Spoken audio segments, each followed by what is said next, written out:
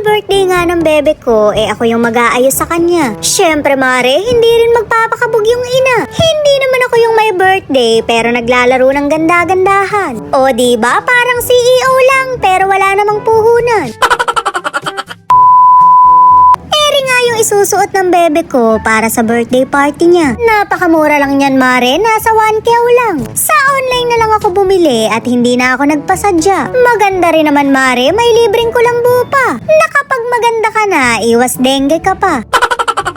Nakahanda na nga ang lahat, yung may birthday na lang ang hindi. Wala kasi siyang kaalam-alam na may party kaming pinaghandaan. Maghapon na kasi kami dito sa bahay pero wala pa rin nagaganap. Sinadya naman talaga namin ang hapon para maka-attend yung mga kalaro niya. May mga pasok pa kasi yung iba kaya hinintay muna naming makauwi. Mare, hindi naman magsisi-absent yun dahil mga baon ang habol nun. Bakit nga? Sayang ang sesto at mamon.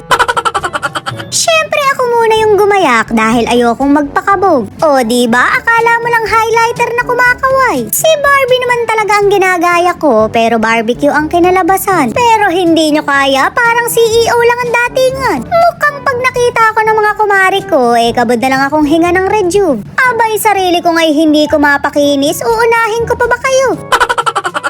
Ako na nga lang ang nag-ayos sa bebe ko dahil konting remedyo lang naman to. Pagkaganda-ganda, kanino ka ba nagmana? Hindi naman sa pagmamayabang pero sa akin ang galing yan. Huwag na kayong lumayo dahil sa akin nagmana yan. Sino ba naman kasing nanay ang hindi nagagandahan sa anak? Kaya kabahan ka na mare kung parte ka ba talaga ng pamilya? Kagandahan nga sa gown na to, pwede mong i-adjust. May pakulambu na rin yan mare, dini sa manggas. Garantisadong protektado ka sa lamok, maski na sa alikabok. May pakolar na rin yan, tatahol ka na lang.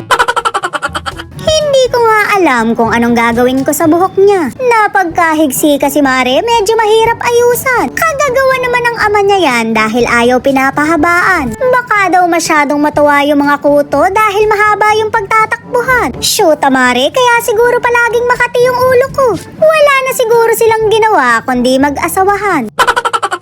Napakaganda naman ang anak ko, parang diwata lang. Huwag na lang kayong tumingin sa ina at di yata.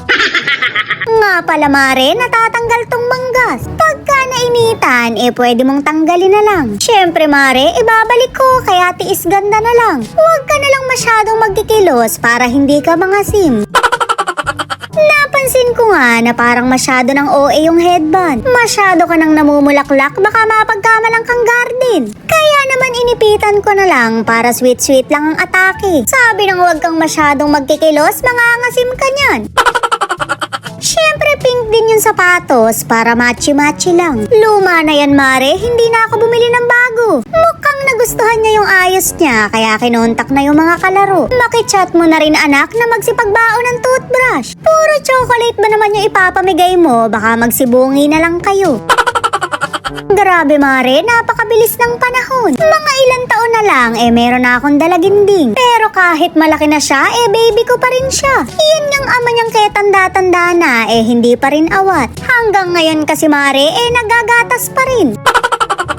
Papunta na nga kami sa party na pinaghandaan namin. Marami kaming hinandang sorpresa, maiiyak na lang talaga siya. Magkakaiyakan na lang talaga kami dahil may mga babayaran pa kami.